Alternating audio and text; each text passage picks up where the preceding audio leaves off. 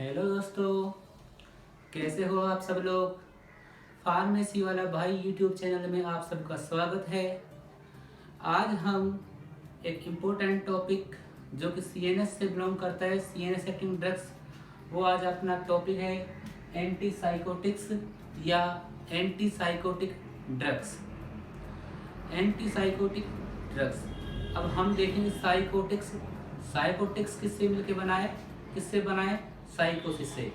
अब साइकोसिस क्या होता है? साइकोसिस होती है ओवर एक्टिविटी ऑफ माइंड, यानी कि ब्रेन की ओवर एक्टिविटी। ब्रेन की ओवर एक्टिविटी होती है। अब ब्रेन की ओवर एक्टिविटी में क्या होता है कि आदमी किसी भी चीज़ को बहुत ज़्यादा ले लेता है। किसी चीज़ को अगर बहुत ज़्यादा ही एक्टिवेट हो जाता है तो एकदम से वो डिप्रेस हो जाता है, तो वो बहुत ज़्यादा डिप्रेस हो जाता है। इन सब में एक हार्मोन एक न्यूरोट्रांसमीटर बहुत इम्पोर्टेंट रोल अदा करता है। वो कौन सा होता है? वो होता है डोपामाइन। डोपामाइन। तो हम देखते हैं कि एंटीसाइकोटिक ड्रग्स कौन कौन सी कैटेगरी की हैं, क्या उनका यूज है, क्या उनका साइड इफेक्ट है, क्या उनकी क्लास है। तो आइए हम शुरू करते हैं एंटी साइकोटिक ड्रग्स। तो एंटी साइकोटिक ड्रग्स या एंटी साइकोटिक्स ये किससे मिलके बना है? ये है साइकोसिस। साइकोसिस, ओके। साइकोसिस क्या होता है? साइकोसिस में over activity of mind, over activity of mind, आपके ब्रेन की ओवर एक्टिविटी होती है साइकोसिस। साइकोसिस में क्या होता है? Over activity of mind. इसमें क्या होता है कि जो डोपामाइन लेवल है, dopamine level increase, dopamine level increase, dopamine level. अब डोपामाइन लेवल क्या होता है कि डोपामाइन न्यूरोट्रांसमीटर होता है, और जो हमारे लिए एक गुड फीलिंग्स और जो बहुत ही ज़्यादा गुड फीलिंग्स, जिसमें क्या होता है कि आदमी कुछ ऐसी खुशियाँ होती हैं जो आदमी कंट्रोल नहीं कर पाता, तो वो होती है लीवोडोपा। लीवोडोपा में आदमी क्या करता है, कोई भी हो जिसका लीवोडोपा लेवल, डोपामाइन लेवल ज़्यादा होता है, तो खुद के ऊपर बहुत ज़्यादा भरोसा करता है, किसी दूसरे की बात का भरोसा नहीं कर पाता है। वो खुद के ऊपर बहुत ही ज़्यादा भरोसा करता है, उसको बोला जाता है ओवर कॉन्फिडेंस। तो ओवर कॉन्फिडेंस कब होता है? जब डोपामाइन का लेवल एक अमाउंट से ज़्यादा हो जाता है। तो क्या होता है? डोपामाइन का लेवल एक अमाउंट से ज़्यादा हुआ तो ओवर एक्टिविटी ऑफ माइंड। तो ओवर एक्टिविटी ऑफ माइंड में क्या होता है कि खुद को आदमी बहुत ज़्यादा लायक समझता है। तो अब हम देखते हैं साइकोसिस। साइकोसिस में सिम्टम्स, साइकोसिस के सिम्टम्स, सिम्टम्स क्या होते हैं? सिम्टम्स, तो साइकोसिस में दो तरीके से सिम्टम्स आते हैं। सिम्टम्स, तो सिम्टम्स में दो तरीके से, एक तो हो गए पॉजिटिव सिम्टम्स और एक हो गए नेगेटिव सिम्टम्स। हम जो सिम्टम्स हैं इनको दो में बांटते हैं। किसे बांटते हैं? दो कैटेगरी में बांटते हैं। एक तो जो पॉजिटिव सिम्टम्स होते हैं, एक जो नेगेटिव सिम्टम्स होते हैं। अब जो पॉजिटिव जो सिम्टम्स होते हैं वो कौन से होते हैं? अब हम बात करते हैं पॉजिटिव सिम्टम्स की। तो पॉजिटिव सिम्टम्स होते हैं कि जिनमें माइंड की ओवर एक्टिविटी तो होती है, लेकिन वो पॉजिटिव थिंग्स के प्रति होती है। अगर कोई आपकी बड़ाई करे तो आप बहुत ज़्यादा एक्टिवेट हो जाते हैं, आपका माइंड। कोई आदमी ने अगर 5% बड़ाई करी तो आपका माइंड उसको 50% समझने लग जाता है। कोई आदमी ने 50% बड़ाई करी तो आपका माइंड उसको फुली यानी कि 100% समझने लग जाता है। यानी कि माइंड की एक ऐसी एक्टिविटी है कि जिसमें आदमी को अगर थोड़ा थोड़ा भी महत्व दिया जाए तो थोड़े को बहुत ज़्यादा समझ बैठता है। तो इसमें क्या होता है, माइंड उस चीज़ को सीरियसली लेता है और वो सोचता है कि हाँ, मेरे अंदर कोई विशेष कैटेगरी है या विशेष कोई बात है, इसलिए मुझसे ऐसा कहा जा रहा है। तो ये क्या होता है? Positive symptoms. एक होता है नेगेटिव सिम्टम्स। नेगेटिव में क्या होता है कि कोई आदमी है, उसकी अपन थोड़ी बुराई करें तो वो बहुत ज़्यादा डिप्रेस हो सकता है। कई बार क्या होता है, आदमी, एक बात बताऊं, अब ये साइकोसिस जब होता है जब आदमी खुद से बहुत ज़्यादा आस रखता है या तो पर्सन खुद से बहुत ज्यादा आशा रखता है, या फैमिली उसकी, उसके पेरेंट्स, उसकी वाइफ, उसके माँ, फादर मदर, तो वो क्या करते हैं, वो उससे बहुत ज्यादा आशा रखते हैं। एक कंडीशन ऐसी तब आती है जब उसको ऐसा लगता है कि उसके सपनों को थोड़ी चोट लगती है, तो वो साइकोसिस साइकोसिस में आता है। साइकोसिस का मतलब है कि जब वो किसी चीज को स्टार्ट कर रहा होता है तो क्या होता है कि उसका डोपामाइन लेवल ज्यादा होता है, वो सोचता है मैं ये कर दूंगा, वो कर दूंगा, ऐसी भावना लाता है डोपामिन की, खुद को बहुत ओवर एक्टिविटी, बहुत ज्यादा ऐसा शो करवाता है, ऐसा कर दूंगा, वैसा कर दूंगा, ये मैं कर दूंगा। कोई भी काम हो, छोटा या बड़ा, आदमी इसको बोलता है ना, फेंकता है, बहुत लंबी लंबी डींगे हाँकता है, लंबी लंबी फेंकता है, वो होता है डोपामिन के ओवर रिलीज से। अब डोपामिन का ओवर रिलीज होगा तो आदमी क्या बहुत ज्यादा हाइपर एक्टिव रहेगा। तो डोपामिन जो पॉजिटिव है, पॉजिटिव सिम्टम्स, इनको अपन दो में डिवाइड करेंगे, और नेगेटिव सिम्टम्स का कोई डिवाइडेशन है नहीं। अगर हम नेगेटिव सिम्टम्स की बात करें तो आदमी का क्या होता है कि यानी कि ये नेगेटिव थॉट्स आते हैं,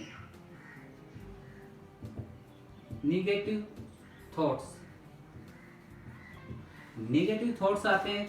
अगर आपसे कहा जाए कि सुसाइडल टेंडेंसी, जैसे आपसे कहा जाए सुसाइडल टेंडेंसी, अगर आपसे बोले कि सुसाइडल टेंडेंसी क्या साइकोसिस हो सकता है क्या, साइकोसिस का नेगेटिव सिम्टम हो सकता है क्या, तो ऐसा बिल्कुल नहीं है। अगर आपसे कहे वो सुसाइडल टेंडेंसी या सुसाइड करना या बहुत ज्यादा डिप्रेस होना, तो वो डिप्रेशन की बात है, साइकोसिस की नहीं है। साइकोसिस में नेगेटिव थॉट्स जरूर आते हैं, लेकिन अगर बात सुसाइड तक पहुंच जाए तो वो डिप्रेशन।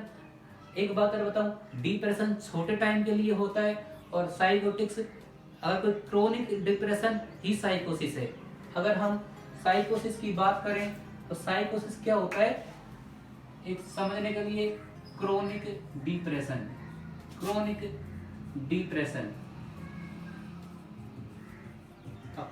डिप्रेशन होता है साइकोसिस।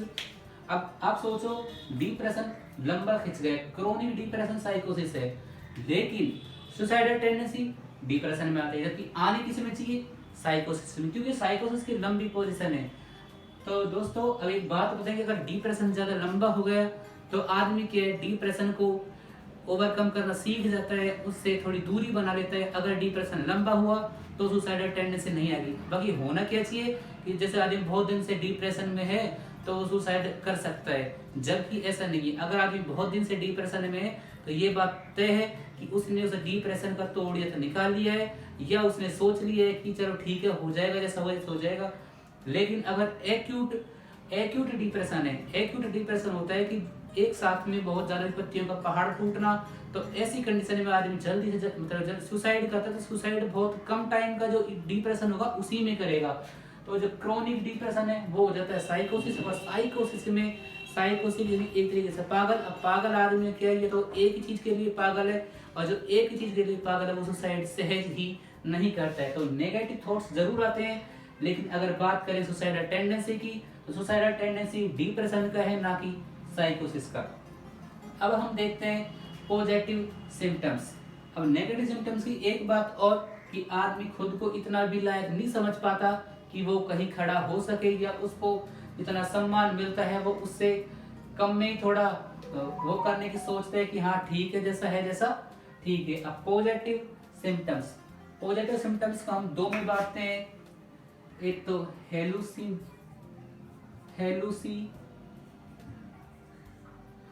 हेलुसिनेशन, और एक हम बांटते हैं डिल्यूशन।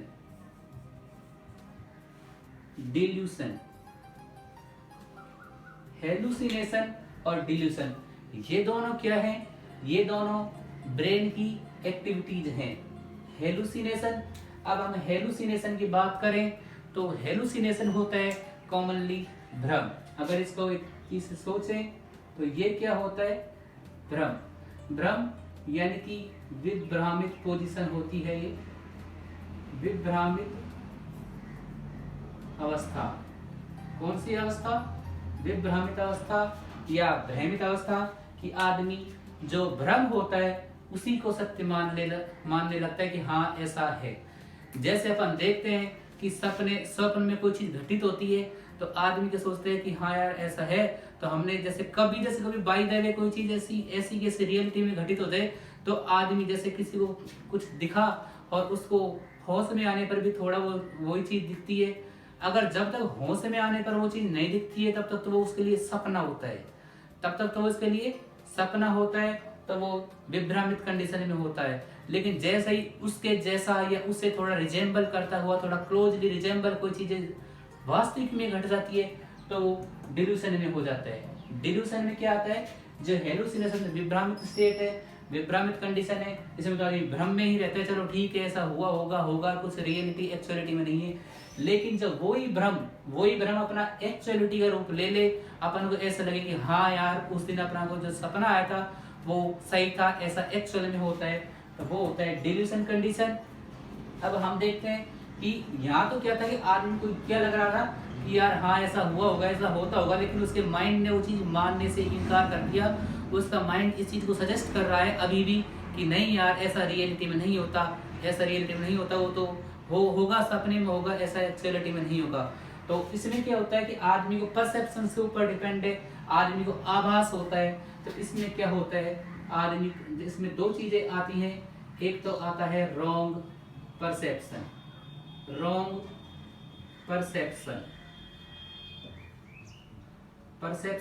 और एक होता है रॉन्ग बिलीफ।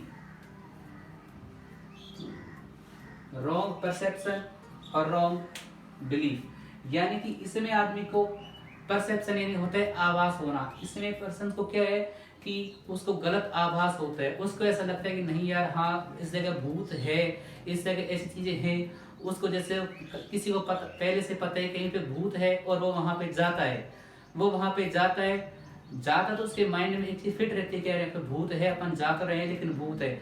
अगर कोई भी चीज उसके सामने ऐसी घटित नहीं हुई, उसको कुछ भी ऐसा नहीं लगा कि जिससे कि उसको ऐसा लगे कि हाँ यहाँ पे कुछ ऐसा है, जैसे कोई भूत वाली जगह पर जाए तो वहाँ मतलब कुछ ऐसी आवाजें आनी चाहिए, कुछ अलग तरह की हवाएं चलनी चाहिए, कुछ सामने दिखने में कुछ ऐसा हो कि जैसे खाई टाइप में हो और अपन सड़क पर चल रहे हो, गिर नहीं हो, खाई हो, कुछ ऐसी कंडीशन हो जो एक्चुअलिटी में नहीं होती और वो अपन को दिखाई देती हैं, तो वो होता है रॉन्ग परसेप्शन होता है। और फिर अपन उससे जब अपन बाहर आएंगे तो अपन क्या सोचेंगे कि यार लोग सही कहते हैं, वहाँ कुछ ऐसा वैसा कुछ है, अपन ने देखा था। जबकि अगर एक्चुअलिटी की बात करें तो डिल्यूशन में क्या होता है,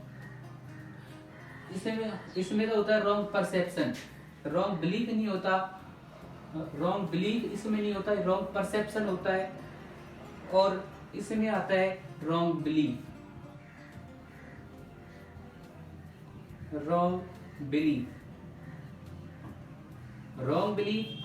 पर डिल्यूशन एक माइंड स्टेट है कि इसमें आदमी एक चीज में पॉजिटिवली मानने लगता है। जैसे उसको यहाँ पे तो उसको आभास मतलब किसी ने सुना था तो उसको रॉन्ग परसेप्शन हुआ, उसको हवा आई तो वो सहन करके चला गया।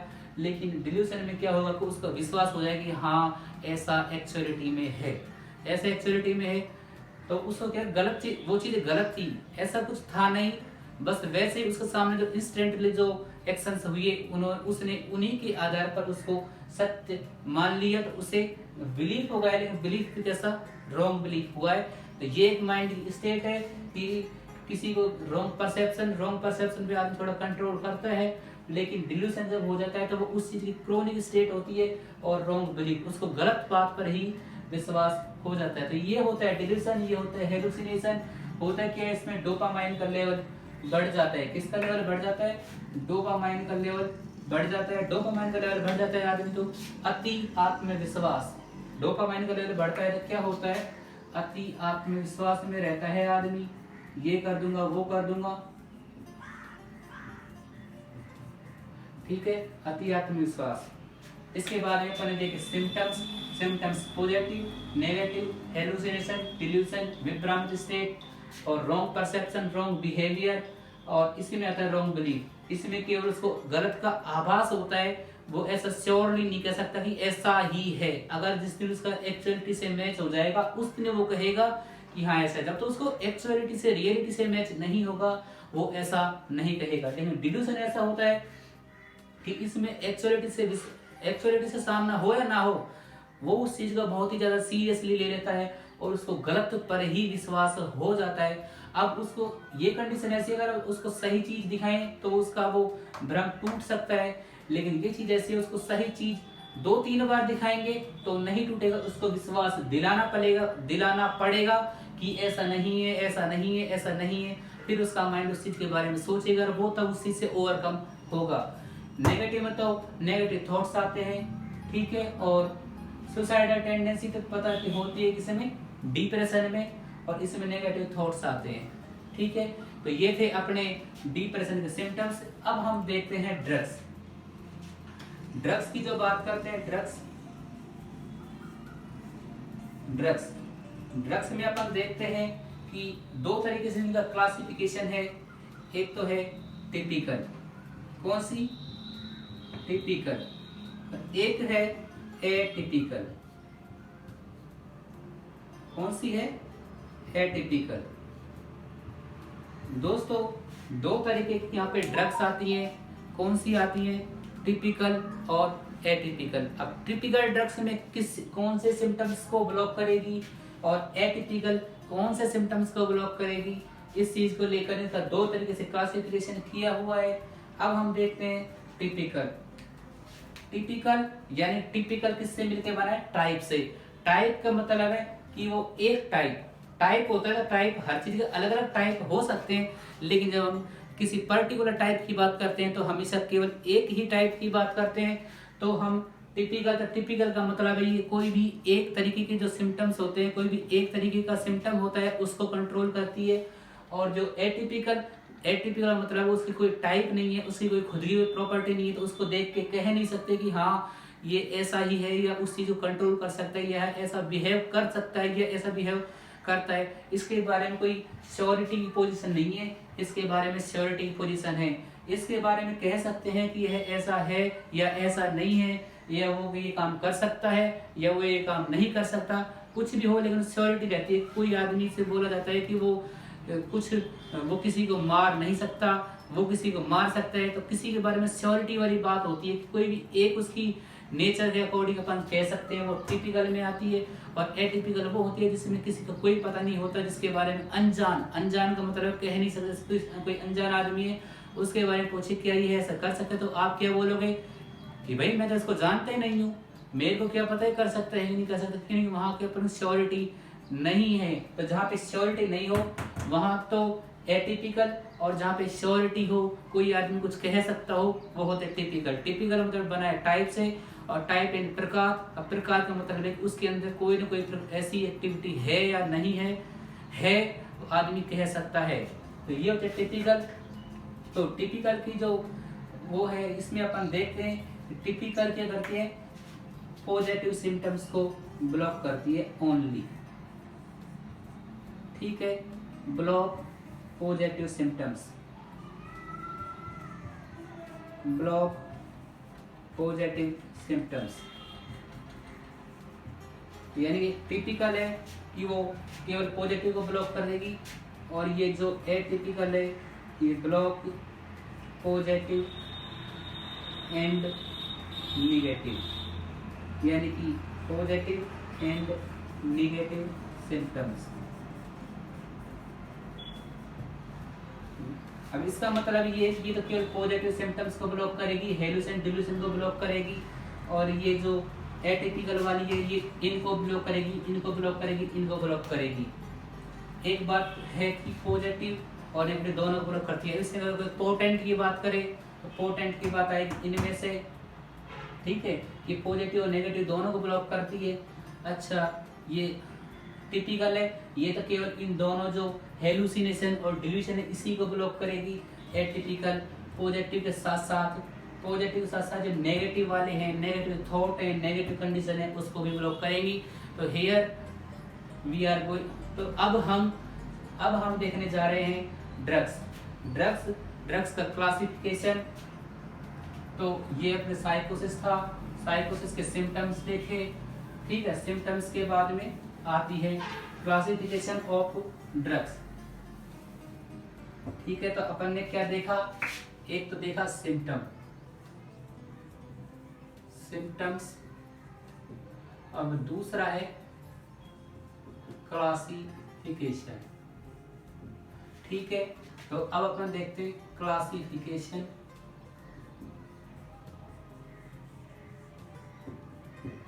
क्लासिफिकेशन किसका?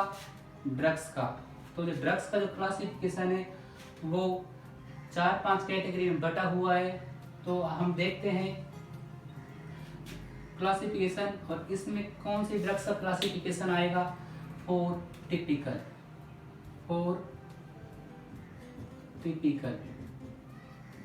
टिपिकल के लिए अब हम क्लास लेते हैं। पहली क्लास है फिनोथायाजीन्स।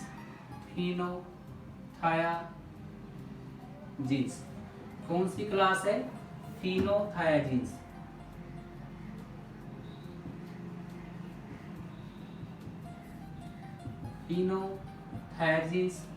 दूसरी कैटेगरी आती है ब्यूटाइरोफिनोन।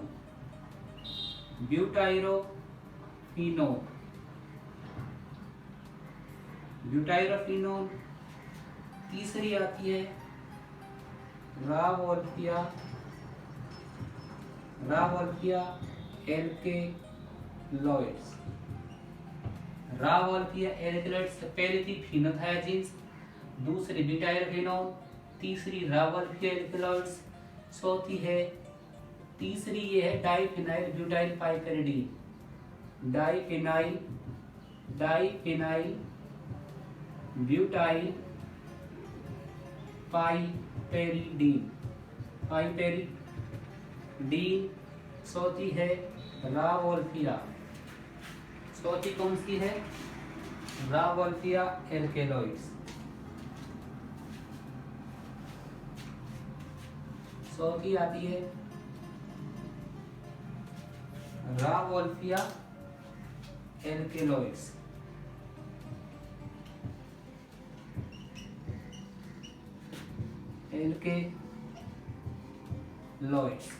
पांचवी आती है बीटा एमाइनो कीटोन्स। छठी आती है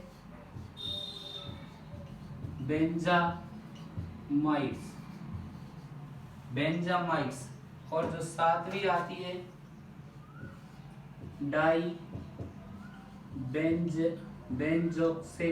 डाइबेंजोक्सेपाइन।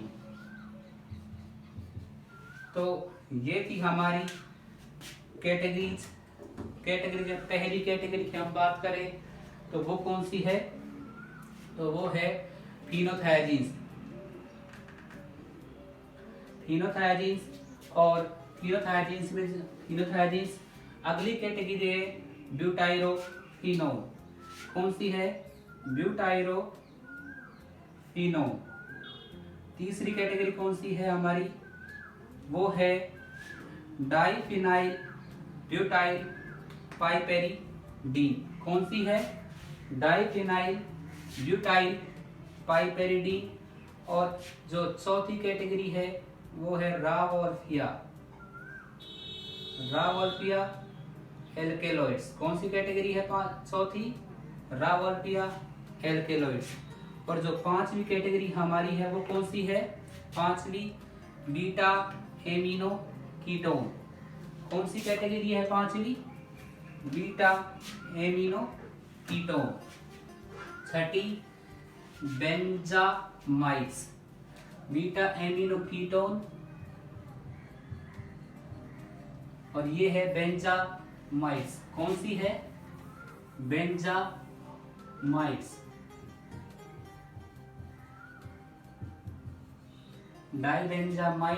बेंजामाइट्स और ये है डाइबेंजोएजेपाइन।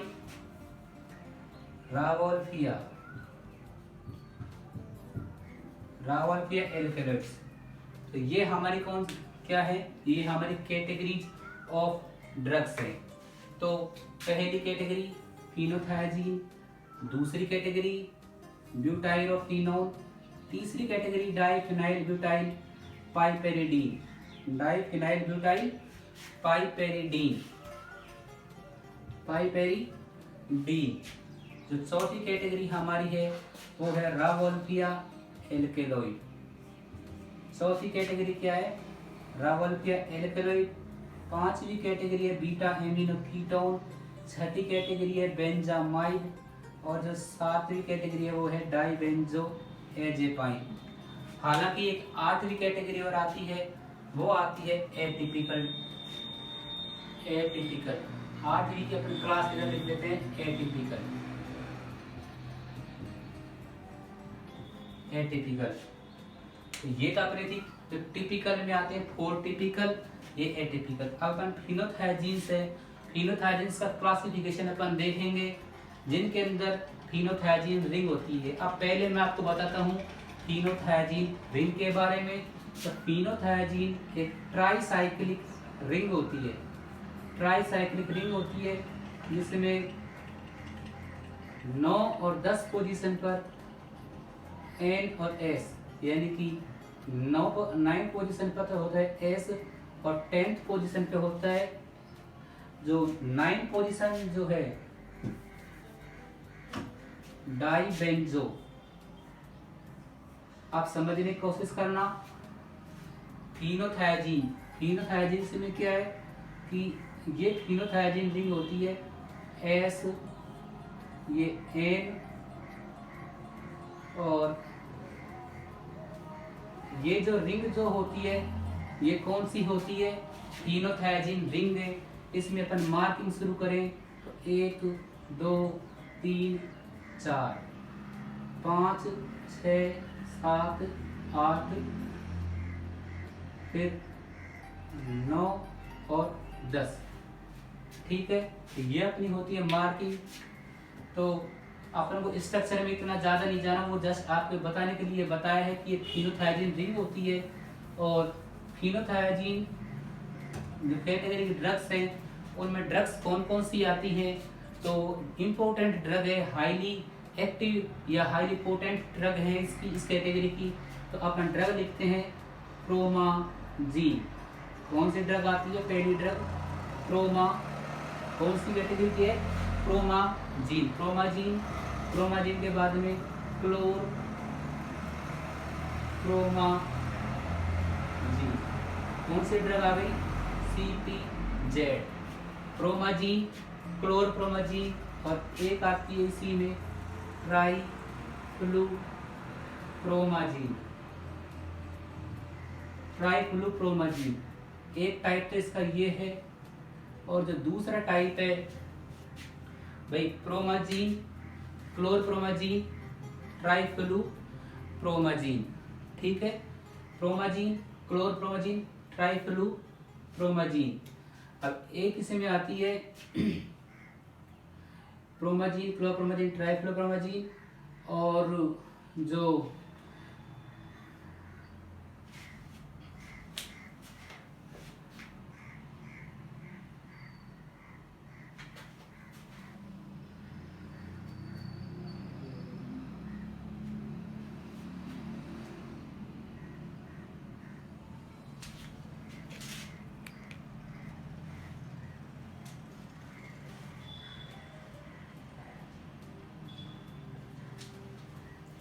एक जो इसमें आती है थियोराइडाजीन, थियोराइडाजीन।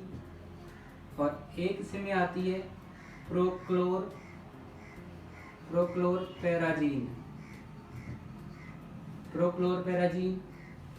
ठीक है, थियोराइडाजीन एक इसी की जैसी आती है मीसोराइडाजीन, मीसोराइडाजीन। तो प्रोमाजीन, क्लोरप्रोमाजीन, ट्राइफ्लुप्रोमाजीन।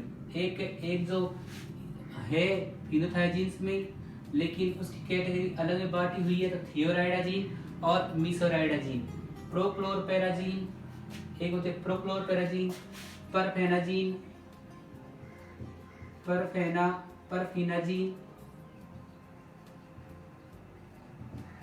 परफेनाजीन और फ्लुपेनाजीन, फ्लुपेनाजीन। एक ही आता है परफेनाजीन और फ्लुपेनाजीन। फ्लुफेनाजीन और फ्लुफेनाजीन। ठीक है, तो ये अपनी है फिनोथायाजीन कैटेगरी। इसमें 3 तरीके से ड्रग्स हैं, प्रोमाजीन, क्लोरप्रोमाजीन, ट्राइफ्लुप्रोमाजीन, थियोराइडाजीन और मीसोराइडाजीन। थियोराइडाजीन और मीसोराइडाजीन, प्रोक्लोरपेराजीन, परफेनाजीन और फ्लुफेनाजीन। ठीक है, इसके बाद में ब्यूटाइरोफिनोन। ब्यूटाइरोफिनोन की जो ड्रग्स आती हैं उनको अपन देखते हैं। वो है हेलोपेरिडोल, हम मिटा देंगे साथ साथ ब्यूटाइरोफिनोन। ब्यूटाइरोफिनोन में ड्रग्स आती है, 3 ड्रग्स आती हैं। तो कौन कौन सी आती है? हेलोपेरिडोल,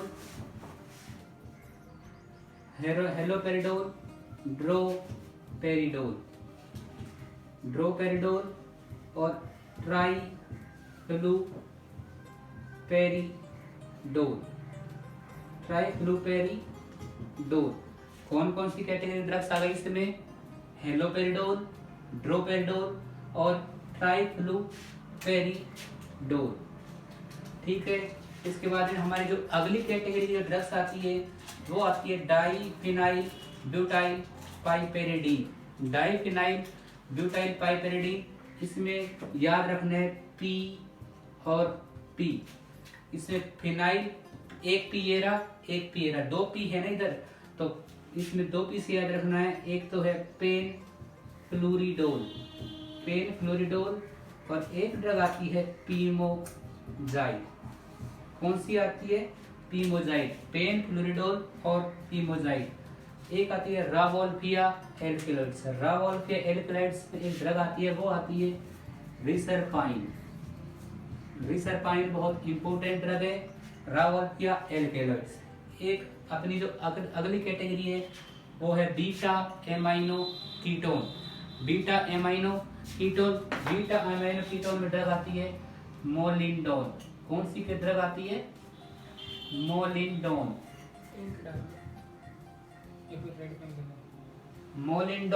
कौन सी कैटेगरी कौन सी ड्रग आती है? मोलिंडोन। बेंजामाइड में कौन सी है? रेमोक्सिप्राइड ड्रग आती है। बीटा एमाइनो कीटोन, मोलिंडोन, बेंजामाइड, रेमोक्सिप्राइड और डाइबेंजोएजेपाइन में ड्रग आती है डाइबेंजोक्साएजेपाइन नहीं,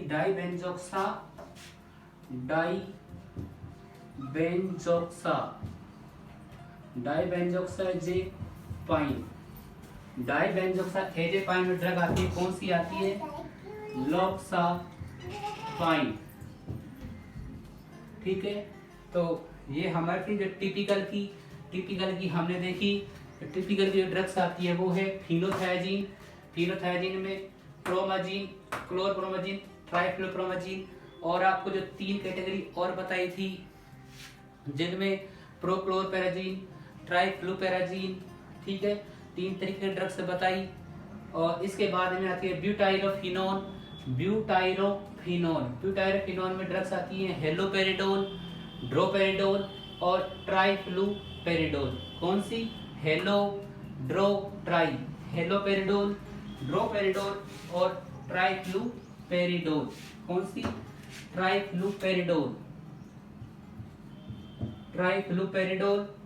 हेलोपेरिडोल, ड्रोपेरिडोल और ट्राइफ्लुपेरिडोल। जो ड्रोपेरिडोल है इसके बारे में एक चीज आती है कि ये ट्राइजेमिनल न्यूरैल्जिया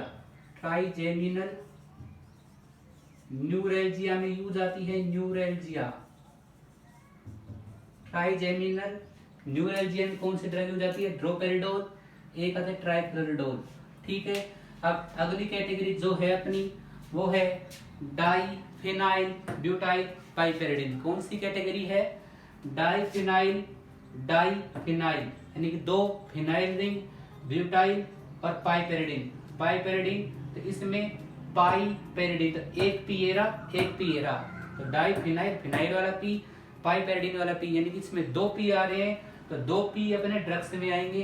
तो इसमें आ जाएगा पेन फ्लोरिडोल और है पीमो जेड, पेनफ्रिडोल और पीमो जेड। इसके बाद में अपनी आती है रावोल्पिया एल्केलॉइड। रावोल्पिया प्लांट से प्राप्त होती है, इसमें ड्रग आती है रिसरपाइन, जिसको रिसरपिन बोलते हैं।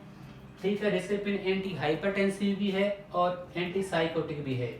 इसके बाद में आती है drug beta amino ketone, ketone on वाले ड्रग जो आएगी वो आएगी मोलिंडोन। मोलिंडोन कौन सी ड्रग है? Beta amino ketone. इसके बाद में बेंजामाइड, इसमें ड्रग आती है रेमोक्सीप्राइड। कौन सी ड्रग आती है? रेमोक्सीप्राइड। कौन सी आती है? रेमोक्सीप्राइड। डाइबेंजोक्सा एजेपाइन, इसमें ड्रग आती है लॉक्सापाइन। कौन सी आती है? लॉक्सापाइन। अब हम देखते हैं एटिपिकल ड्रग्स। एटिपिकल में कोई बहुत ज्यादा ड्रग्स नहीं है, केवल 3 या 4 ड्रग्स के नाम है।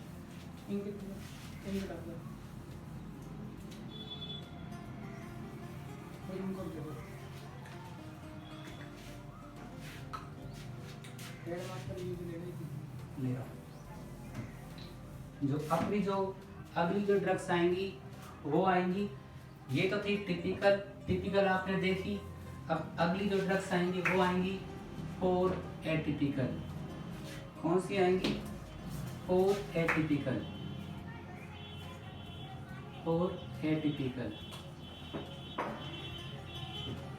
अब एटिपिकल इन दी सेंस मैंने आपको बताया कि एटिपिकल कौन से जो एक्शन होते हैं। एटिपिकल वो होते हैं जो पॉजिटिव और नेगेटिव दोनों तरह के सिम्टम्स शो करते हैं, यानी कि हाइपर एक्टिव और लेस एक्टिव दोनों हो सकते हैं। तो एटिपिकल को याद करने का एक तरीका है, वो मैं आपको बताता हूँ। आपको कैसे याद करना है? सी को तो पहले निकाल लो, इसके बाद में ओ याद कैसे करना था? OCQZ कैसे याद करना है? तो ओ पहले आता है, सी पहले आता है। आप बताओ सी पहले आएगा ना, तो मैं तो OCQZ लिखता, लेकिन अब देखो ये इसके बाद में क्यू के बाद में जेड और ओ के बाद में क्यू। ठीक है, ओ के बाद में क्यू, लेकिन यहाँ उल्टा हो रहा है कि ओ के बाद में सी, तो सी पहले आना चाहिए, तो COQZ। तो ये याद करने का तरीका है कि COQRZ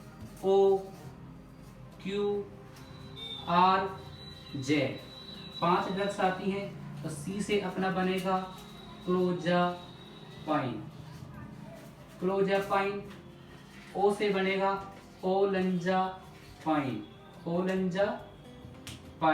ओलंजापाइन, क्यू से अपना बनेगा क्विटीपाइन। कौन सा बनेगा? क्विटीपाइन। पाइन। आर से बनेगा रेस्पेरिडोन। इसमें आएगा डोन, पाइन, डोन। तो ये जेड से ड्रग जो आएगी वो आएगी जिप्रासिडोन। तो आपको याद कैसे करना है? पहले तो OCQRZ याद रखो। कैसे याद रखो? OCQZR। फिर अपन को पता है कि भाई वो पहले आता है कि सी पहले आता है, तो हम सी को पहले ले लेंगे, तो क्या बन जाएगा? क्लोजापाइन, सी से C4 clozapine, O4 ओलंजापाइन, Q4 क्विटीपाइन, R4 रेस्पेरिडोन और Z4 जिप्रासिडोन। अब हमको इसका जो मैकेनिज्म ऑफ एक्शन है वो हमको कैसे याद रखना है? मैंने आपको बताया था कि जो टिपिकल जो ड्रग्स होती हैं, टिपिकल तो ओनली D2 को ब्लॉक करती है, यानी कि वो डोपामिन के ऊपर ही काम करती है। और एटिपिकल जो होती है, एटिपिकल में होता है कि वो डोपामाइन प्लस सीरोटोनिन, डोपामाइन के साथ साथ में जो सीरोटोनिन पर भी काम करती है वो होती है एटिपिकल। तो टिपिकल तो केवल वो जो केवल डोपामिन के ऊपर ही काम करती है, और एटिपिकल वो कि जो इसके ऊपर काम करे डोपामाइन के साथ साथ सीरोटोनिन पर भी काम करे। तो डोपामिन की तो पॉजिटिव देखी, और हम सीरोटोनिन के लिए देखते हैं कि जो सीरोटोनिन की बात करते हैं, तो सीरोटोनिन को ब्लॉक करती है। तो अब सीरोटोनिन के अलग अलग हैं, जैसे क्लोजापाइन है, क्लोजापाइन किसको ब्लॉक करती है, D4 प्लस 5-HT2। क्लोजापाइन किसको ब्लॉक करती है, D4 डोपामाइन के चौथे रिसेप्टर D4 प्लस 5HT2। ये अपन को थोड़ी अलग निकाल लेनी है, ठीक है। ये क्या अपन अलग निकाल ली, D4 प्लस 5HT2। और जो ये बाकी की चारों ड्रग्स बची हैं, इन सब का मैकेनिज्म ऑफ एक्शन क्या होगा, ये होगी D2 प्लस 5HT2। तो देखो सीरोटोनिन के रिसेप्टर में कोई चेंजेज नहीं है, इधर भी 5HT2 को ब्लॉक करती थी, ये भी 5HT2 को ब्लॉक करती है, और ये चारों भी 5HT2 को ब्लॉक करती है। अगर बात करें सीरोटोनिन की, तो ये पांचों की पांचों ड्रग 5HT2 रिसेप्टर है उसको ब्लॉक करती है। लेकिन बात करें क्लोजापाइन की, क्लोजापाइन डोपामाइन के चौथे रिसेप्टर को ब्लॉक करती है, और ओलेंजापाइन, क्यूटिपाइन, रेस्पेराडोन, जिप्रासिडोन ये D2 को ब्लॉक करती है। आपने टिपिकल देखा, टिपिकल तो केवल डोपामाइन को ही ब्लॉक करती है, चाहे वो D1 हो, D2 हो, D3 हो, D4 हो, कोई सा भी हो, केवल डोपामाइन के ऊपर काम करती है। लेकिन जो ये ड्रग्स है, ये डोपामाइन के साथ साथ सीरोटोनिन पर भी काम करती हैं, और सीरोटोनिन में भी D4 और 5HT2 की बात करें तो क्लोजापाइन, और जो सारे ड्रग्स हैं इसके अलावा तो D2 प्लस 5HT2 ब्लॉकर होती हैं। तो ये था अपना साइकोसिस। साइकोसिस के में क्या होता है, कैसे होता है, इसमें कौन कौन से ड्रग्स आती है, तो ये अपन ने पढ़ा क्लासिफिकेशन ऑफ ड्रग्स। अब हम इसके बाद में देखेंगे कि इनके कुछ साइड इफेक्ट होते हैं, और साइड इफेक्ट के बाद में हम देखेंगे यूज। तो हमको क्या क्या पढ़ना है अभी, एक तो पढ़ रहे हैं इनके साइड इफेक्ट्स, और एक पढ़ना है, चौथा पढ़ रहे हैं हमको यूज, ठीक है। अब हम देखते हैं साइड इफेक्ट्स। हर ड्रग के कहीं ना कहीं साइड इफेक्ट्स जरूर होते हैं, तो हम देखते हैं साइड इफेक्ट्स। जो कॉमन साइड इफेक्ट्स की बात करें तो उनमें जैसे इसमें increase body weight, increase apatite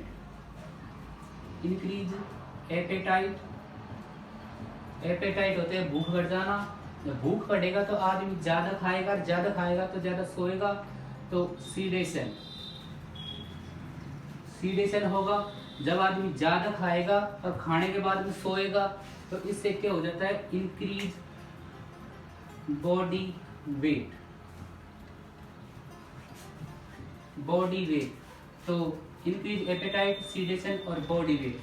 इसके बाद में एक साइड इफेक्ट आता है, इनका एक साइड इफेक्ट क्या है, पोस्चुरल हाइपोटेंशन। क्या है, पोस्चुरल हाइपोटेंशन।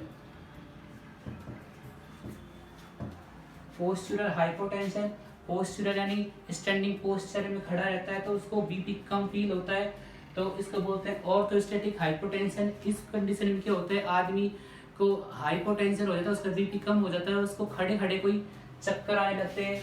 ये था पोस्चुरल हाइपोटेंशन। एक आता है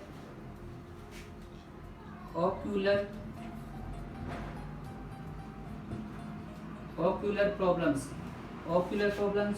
ये किसके साथ में होते हैं, थियोराइडाजिन के साथ में। अगर इनको हम देखें तो ये किसके साथ में होते हैं,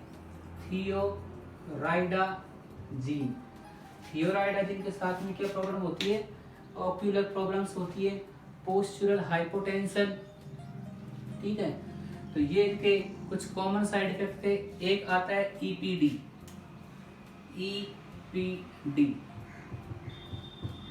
ईपीडी होती है एक्स्ट्रा पारामिडल डिसऑर्डर। इसमें यानी कि कुछ 3-4 डिजीज हम लेते हैं, जो कि इसमें ईपीडी। अब ईपीडी क्यों होती है, क्योंकि इम्बैलेंस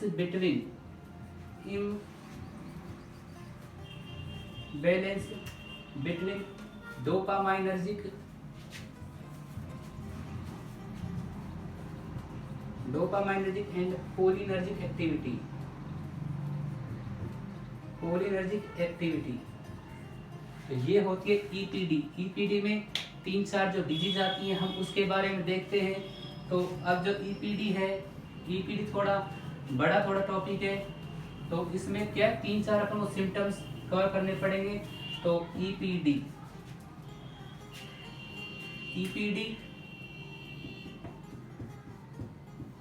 क्या होता है? Extra pyramidal disorder. Extra pyramidal disorder. ये क्यों होती है? Imbalance between dopaminergic and cholinergic activity. क्यों होती है? इम्बैलेंस हो जाता है डोपामाइनर्जिक और कोलिनर्जिक एक्टिविटी के बीच में। अब आपको पता है डोपामाइन का लेवल बढ़ जाता है तो एसिटाइल कोलिन का लेवल कम हो जाता है, तो इसके बीच में इम्बैलेंस हो जाता है। तो अब हम देखेंगे ईपीडी के अंदर जो सिम्टम्स आते हैं, तो इसमें जैसे आता है, पहला आता है Parkinson's.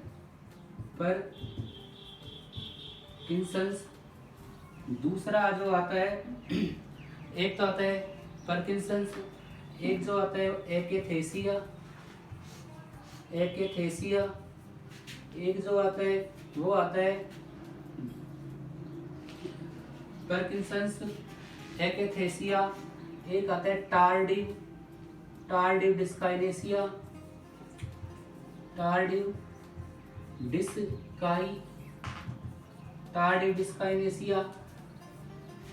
Parkinson's, akathisia, tardive dyskinesia. ठीक है, टार्डिव डिस्काइनेसिया। और जब पार्किंसंस के बारे में आप पार्किंसंस क्या होता है कि डोपामिन की एक्टिविटी कम हो जाती है। एकेथेसिया, हम बात करें एकेथेसिया की, तो एकेथेसिया में क्या होता है? Restlessness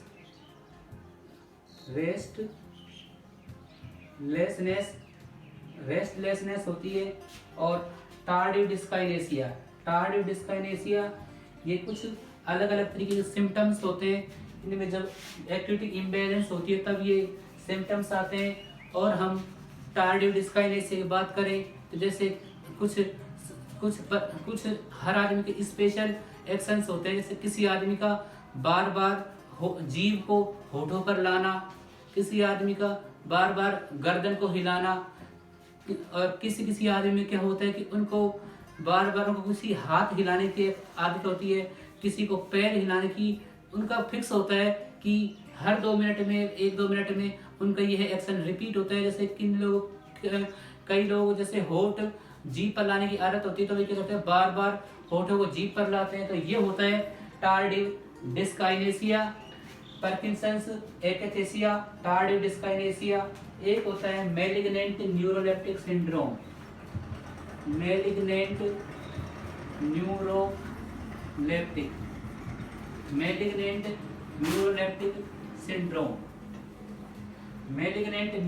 syndrome.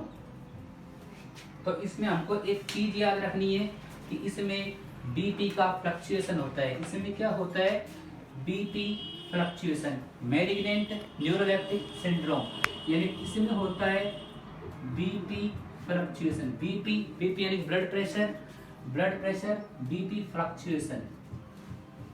फ्लक्चुएशन यानी कि ब्लड प्रेशर कम भी हो जाता है और हाई भी हो जाता है। ये किसके कारण? ये किस में होता है? Malignant neuroleptic syndrome. इसमें हम ड्रग्स कौन सी यूज करते हैं? इसमें हम ड्रग्स यूज करते हैं ब्रोमक्रिप्टीन एंड डेंट्रोलीन। कौन से ड्रग यूज करते हैं? ब्रोमक्रिप्टीन एंड डेंट्रोलीन। तो इसमें 2 ड्रग्स यूज करते हैं, ब्रोमोक्रिप्टीन और डेंट्रोलीन। मैलिग्नेंट न्यूरोलेप्टिक सिंड्रोम में बीपी फ्लक्चुएशन, बीपी कम या ज्यादा होता है, तो ब्रोमोक्रिप्टीन और डोमपेरिडोन, इसमें 2 ड्रग्स यूज करते हैं हम। इसके बाद में हमने देखा कि भाई इसके सिम्टम्स देखे, क्लासिफिकेशन देखा, साइड इफेक्ट्स देखे और इसके यूज देखेंगे। अब हम क्या देखेंगे, इसके यूज। जो लास्ट क्या बच रहा है, इसमें हमारा यूज बच रहा है, यूजेज।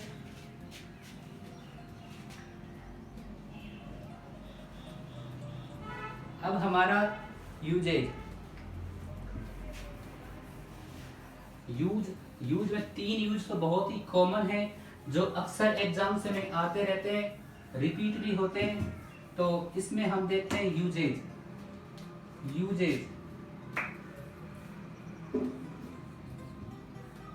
जैसे डिजीज की कंडीशन होती है एक्यूट, क्रोनिक और रेजिस्टेंट। इसमें जैसे इसको बोलते हैं सीजोफ्रेनिया। साइकोसिस को क्या बोलते हैं, सीजोफ्रेनिया बोलते हैं। तो सीजोफ्रेनिया, साइकोसिस। अब हम बात करते हैं, एक 3 चीजें आती हैं, एक्यूट साइकोसिस,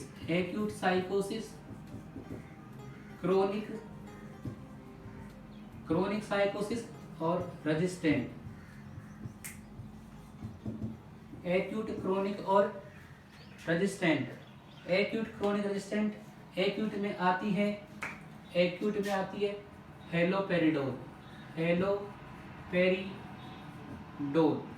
क्रोनिक में आती है, जो लॉन्गेस्ट एक्टिंग होती है, वो आती है पेनफ्लूरिडोल।